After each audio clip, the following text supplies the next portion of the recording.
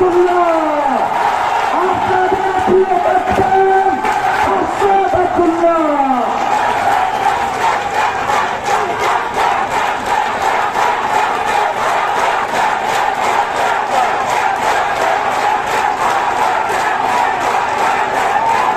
আসসালামু আলাইকুম ওয়া রাহমাতুল্লাহি ওয়া বারাকাতুহু।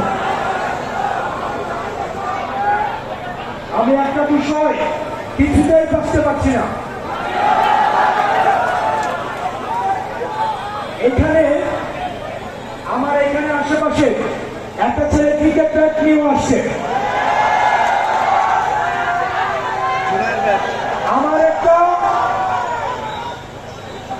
আমার একটা কোচিং সেন্টারও আছে এই পাশে, ওখান থেকে স্টুডেন্টরাও এখানে আসছে। মসজিদ থেকে অনেক নামাজিরাও এখানে আসছে। তবে একটা বিষয় আমি এখনো বুঝতে পারছি না, যারা ছাত্র আপনারা যারা পরবর্তীতে ওসি হবেন, এসপি হবেন, ডিসি হবেন, আপনারা কি কোনো রাজনৈতিক দলের দালালি করতে চান? আপনারা কি আর কোনো স্বৈরাচারের পাহারাদার হতে চান?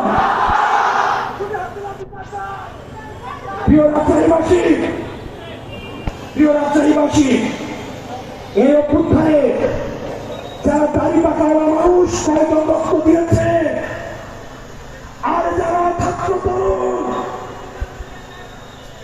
তারা কয়জন রক্ত দিয়েছে, যারা সংস্কার কার্যক্রম বন্ধ করতে চান, আপনাদের তরুণদের সাথে বসতে হবে, তাদেরকে জিজ্ঞেস করতে হবে যে তারা দাবেদারি করতে চায় কিনা। এই তরুণ সমাজের পালন করতে চায় না, এই তরুণ সমাজের দালালি করতে চায় না, এই তরুণ সমাজ দাবেদার হতে চায় না, এই তরুণ সমাজ আর স্বৈরাচার হতে চায় না। সুতরাং যারা সংস্কারের বিরুদ্ধে অবস্থান নিয়েছেন, আপনারা জেনে রাখুন আপনারা এই তরুণ সমাজের বিরুদ্ধে অবস্থান নিয়েছেন, এই জাতির বিরুদ্ধে অবস্থান নিয়েছেন। তালিবাকাওয়ালা মুরব্বীরা ফেল করেছে, বাবারা ফেল করেছে, তখন সন্তানেরা রাস্তায় নেমে এসেছে, বাবাদেরকে কাঁধে কাঁধ পেতে দিয়েছে রাস্তার মধ্যে, যে আমি যাচ্ছি আমার কাছে হাত দিয়ে দাঁড়াও। জেল থেকে বের হয়ে এসে কেঁদে কেঁদে বলে আমার মাসুম বাচ্চারা,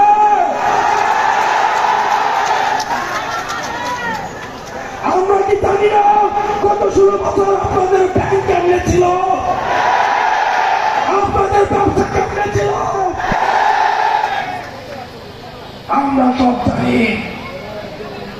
কারে ভয় দেখান, কারে ভয় দেখান, আমাদের হারানোর কিছুই নাই, আমাদের ব্যাংক নাই, আমাদের লুটপাটের ব্যাংক নাই যেটা আমরা হারাবো।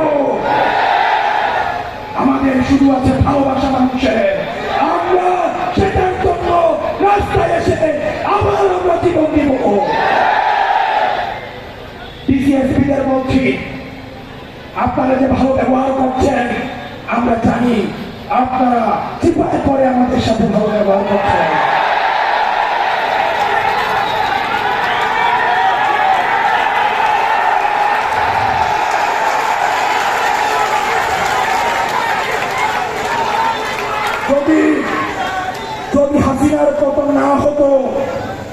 যদি হাসিনার পতন না হতো, তখন এই ডিসিএসপিরাই গণভবনে প্রমোশনের জন্য লাইন ধরত। আমরা সাংবাদিকদেরকে দেখছি, আমরা সাংবাদিকদের উপরে নজর রাখছি। এই সাংবাদিকরাই জুলাই অভ্যুত্থানে আমাদেরকে সন্ত্রাসী আখ্যা দেওয়ার জন্য হাসিনার পক্ষ থেকে পুরস্কার পেত। প্রিয় রাজশাহীবাসী, বাংলার আকাশে দুর্যোগের ঘনঘটা দেখা দিচ্ছে, আপনাদেরকে সতর্ক থাকতে হবে। আমরা বেঁচে থাকতে আর বাসা থেকে কাউকে উঠিয়ে দেওয়া যাবে না। কোন মায়ের বুক আর খালি হবে না, কোন ইতিহাস আর হারিয়ে যাবে না, কোন দেশপ্রেমিক সাংবাদিক বিদেশে থাকতে হবে না। প্রিয় রাজশাহীবাসী, আপনারা দেখেছেন আমি দুইটা বিষয়ে কথা বলবো। সর্বশেষ যারা প্রশাসনে আছেন, আপনারা যদি ভেবে থাকেন আপনারা ক্ষমতাপন্থী হবেন, আপনারা ভুল করছেন। ক্ষমতা ক্ষমতা আপনারা ভুলে যাবেন না যারা 16 বছরের ডিসিএসপিদের কি পরিণতি হয়েছে, আপনারা ভুলে যাবেন না। এই দিন না, আরো দিন আছে। আমরা আপনাদেরকে বলবো না আপনারা এনসিপি পন্থী হন, আওয়ামী লীগ পন্থী হওয়া, রাজনীতিপন্থী হওয়ার কি পরিণতি আপনারা দেখেছেন। সীমান্ত পাড়ি দিয়ে ভারতে পালিয়ে যাওয়ার সুযোগ হয়েছে, ক্যান্টনমেন্টে পালিয়ে যাওয়ার সুযোগ হয়েছে। এই বিসিএসপিদের আর বাংলাদেশে যদি কেউ স্বৈরাচারের পক্ষে অবস্থান নেয়, যদি কেউ মিডনাইট ইলেকশনে সহযোগিতা করে, এই বাংলাদেশে আর কোথাও, এই পুরো বাংলাদেশে তার আর জায়গা হবে না। সাংবাদিকদেরকে বলবো, বসুন্ধরার সাংবাদিকরা